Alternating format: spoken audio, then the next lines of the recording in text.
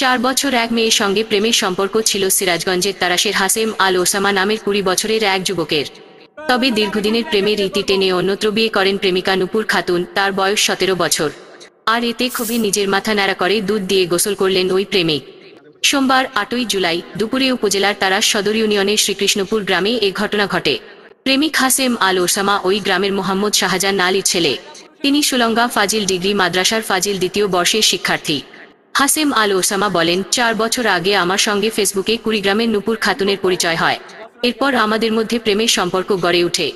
4 বছর ধরে চলে আমাদের প্রেমের সম্পর্ক। সে আমাকে বিয়ে করবে বলে প্রতিশ্রুতি দিয়েছিল। আমাকে ছাড়া জীবনে অন্য কাউকে বিয়ে করবে না বলে শপথ করেছিল। কিন্তু কয়েকদিন আগে আমাকে বেকারের অজুহাত দেখিয়ে প্রেমের সম্পর্কের বিচ্ছেদ ঘটিয়ে অন্যত্র বিয়ে করে।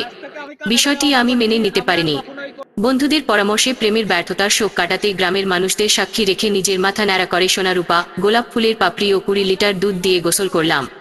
সেই সাথে শপথ করেছি জীবনে আর কখনো কোনো মেয়ের সঙ্গে সম্পর্কে জড়াব না ও কোনোদিন বিয়েও করব না।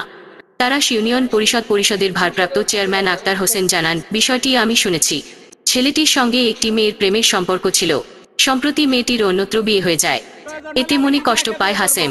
রাগে ক্ষোভে হাসেম নিজ মাথা ন্যাড়া করে দুধ দিয়ে গোসল করেছে। এ সময় তার পাশে পরিবারের সদস্য ও স্থানীয় লোকজন উপস্থিত ছিল। নারীরা কখনোই পুরুষকে ভালোবাসে না।